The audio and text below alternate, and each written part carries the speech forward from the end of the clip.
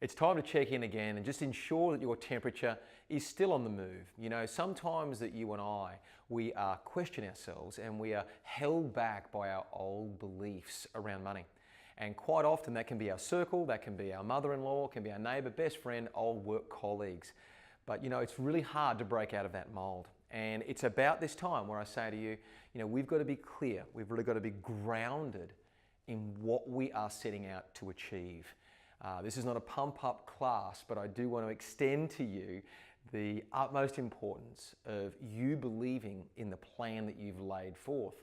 Because quite often you'll have people that will sort of try and, they mean well, but they will try and now hijack, your direction or your plan.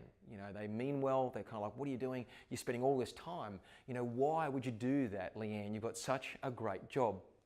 And although, we can appreciate where they're coming from, I believe, it's good to love them and obviously continue on about your way. It's very, very important that you don't lose sight of what this is all about for you.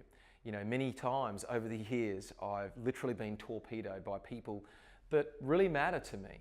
They'd come up and, with the greatest of care and sincerity, sit me down and say, "You're stark raving mad. Do you realize what's going on?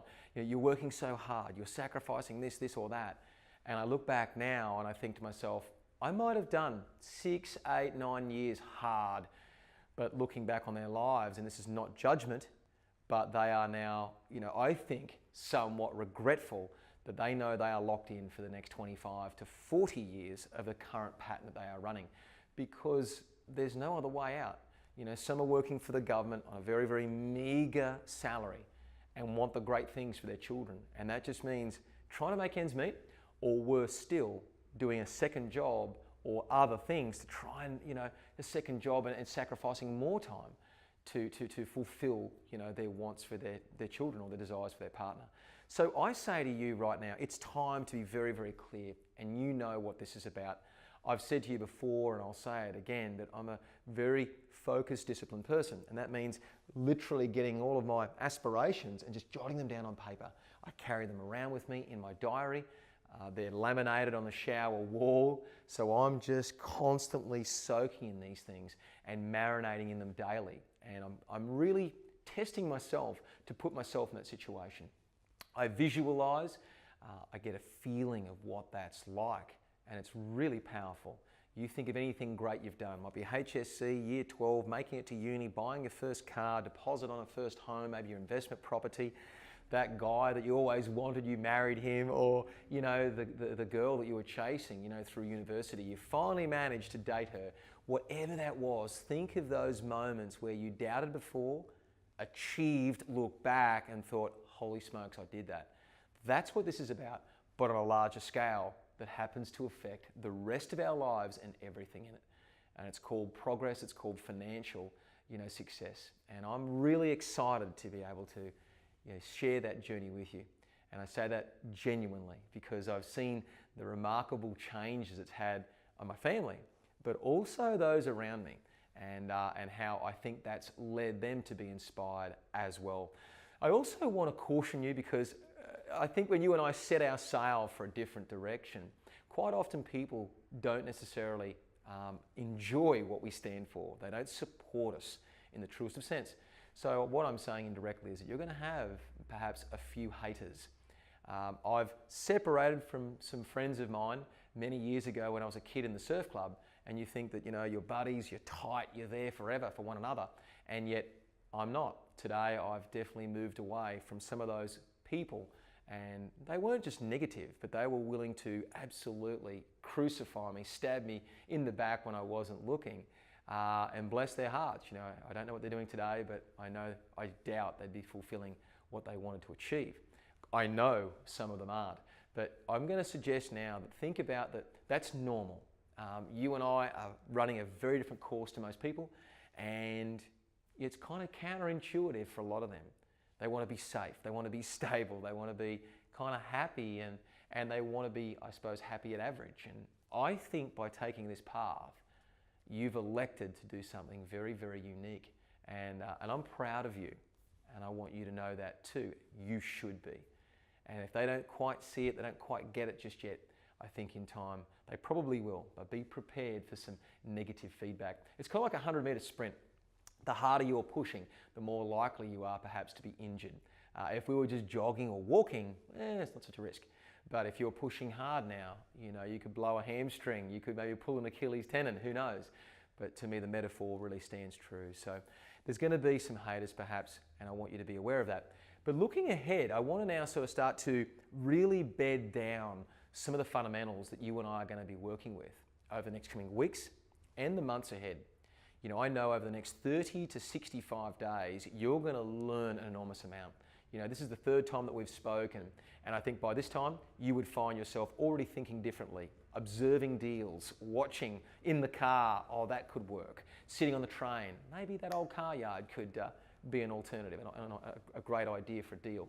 So I know that you're paying attention at this point. What I want to start to do, though, is start to bed down some of the things, the bigger chunks that you and I'll be working on over the next few weeks. And the first one is around feasibilities. And this one here is a big one. Now, I can't spell very well. That's feasibilities, essentially. And what that is you and I now having a specific costing to every single dollar that goes into a project. We're going to have net realization, we're going to have construction costs, and at the bottom line, there is going to be a profit. Now, I'm suggesting that you and I are going to unload this deal onto an ultimate buyer. Now, with that, you might say, well, why is it so important, Mark, for me to know feasibility? Two things. Firstly, if we flick this onto an ultimate buyer as a short option or a long option, either we're going to do the DA, do a full development approval, which means a long option, or we're just going to get the deal under option and just flick it to them. Construction company, consortium, finance group, could be a couple of investors in a syndicate. We're going to now flick that deal fast to them just for some fast cash. That means a short has no DA approval whatsoever. So if we're going to sell this on, our position, to my database or a contact of yours, they are going to want to know this bottom line. What is in it for them? So it's important, it's in fact imperative that we understand the feasibility. Now, I've got a little example here for you. This one here is what you're going to be finding online. Now, by this point, you'll have your own password, your own login details to the Massland website and Price Finder. This now is a working document. This feasibility software cost me nearly $5,000 to produce, and it saves you and I a lot of thinking, a lot of pain, and a lot of calculations. It does a lot of this information, it does a lot of the calculations for us. What's beautiful about it is it's so precise. And we've got to arrive at a point where we say to ourselves, this profit, ideally, we're going to be shooting for 40%. Now, that seems like a lot.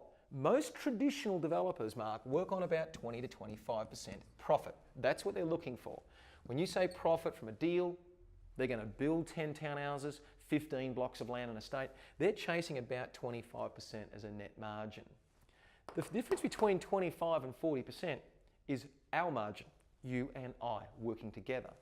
The ideal, the objective to achieve 40% is created in a number of ways, and it's a little hard to do on a video today. Now, you and me, as you come along to the boot camp, you're going to realize this is pretty simple stuff. If the town plan says, Mark, I can get one townhouse per 200 square metres, but if I review all of the DAs that have been approved over the last 7 years, and we can do that, in the town plan it has past approvals. Public information, right? You and I can go onto the council town plan and download every single approval that's been stamped in the last 7 years. By law, we can go through there and determine that maybe they weren't just doing one townhouse per 200 square metres. In fact, my experience now, 14 and a half years, tells me that if the town plan says 1 per 200, you'll find most developers getting away with about 1 to 170, maybe 180 square metres. Now you might say, well, that's not a big deal. That's only 30 square metres. It's only, 20 square metres per townhouse. But for every 8 townhouses we put on the ground, we can actually get a 9th one for free. It's kind of like getting a coffee from Starbucks and knowing that every 9th one I get for free. You're going to go back to Starbucks. It makes a huge difference to our feasibility. So, in summary, we want to make sure that we're getting creative. You, me, we're going to work together at the training, the 3-day training with myself. you're going to learn that this is very, very easy. I know it seems like a high bar right now. I have some traditional developers that approach me and go, 40%? Are you crazy? You know, that just seems so far out. When you start getting really clever, challenging council on car parking ratios, on densities, on footprints, 3 stories rather than 2, undercroft parking, we can get really high density for exactly the same approval process. So I want to draw your attention to a couple of things. The feasibility, if I could sort of give you today a shortcut and I can save you 4, 5, 6, 8 months of frustration, is I would say to you, get really, really good at this stuff. You know, if you talk to one of my past grads, there's hundreds of testimonials floating around YouTube, the internet, you know, the Mass Landmark Rolton website. One of the things that I've noticed is that they are absolutely brilliant at feasibilities. Remember, it didn't start that way, but they made a decision to get really good at this, really precise, and really master this area of the business. And that was getting clear on feasos. What do these things mean? How does it all come together? What's the profit? What are those cost inputs? Where do I get that information from? So I want to give you a quick little understanding of that, and I want to leave you with the fact that this is absolutely imperative, that you've made a choice now. I'm going to get real good. I'm going to get wealthy once and for all. And I'm going to say to you, the short circuit way to do that every single time is to make sure that your feasibilities are solid. You don't embellish the truth, that we don't sit there and go, oh, you know what, Mark, I need 40%. It's 36, it's close enough. I'll kind of just tweak and massage a few of the numbers. I'll fib a little. That's not going to work. My support staff here are brilliant at this. They are students that are doing deals at a very, very high level. That's why I've employed them. They're going to know, they can see through those holes. What I would say to you though, is make sure that every cost you put in, that you know what that is. You know, if you think, oh, well, Mark, what is the retail value of these townhouses when they're finished? Good question. In order for us to ascertain what this bottom line profit will be for our ultimate buyer, well, clearly we've got to know what that stuff's worth. Is the townhouse worth 800? Is it worth 1.1? Is it worth 650? Is it worth 675? We need to know. Another input will be, what are the costs of construction? I said a minute ago, you know, over here, this is a big one. How do I know what that costs to build? When I get really specific and I drill into it, is it $272,000 per dwelling, complete, finished, ready for occupation? Is that $211,000 complete, finished, ready for occupation? What are the costs of construction? And the last one, the last input, is what is the site worth in its raw state? If this was a development site, you know, what is that? If I've got to pay, if that's 2,300 square meters, is that worth $3 million? You know, or is it perhaps only worth 1.44? We need to know what that site is really worth. How do I make a measure of that? How do I know what that might be? Well, let's have a look at all the other comparable sales around there. If I've got 6, 7 other sales on Price Finder, and they're all 2,000 metres, 1,200 square metres, 1,391, 1,810 square metres. Well, we can actually go through Price Finder. This is what's so good about technology. We can go through Price Finder, every single one of those past sales over the last 3 months, 6 months, 12 months, depending on our inserts, what our fields we put in. And we can now work out straight away what that property was sold for and the land area.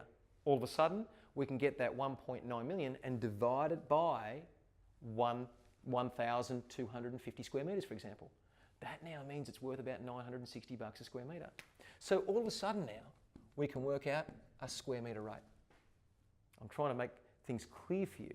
And I know this is a lot to digest in a short window, but I'm sort of laying out the plan as we move forward over the next 4, 6, 9, 12 weeks.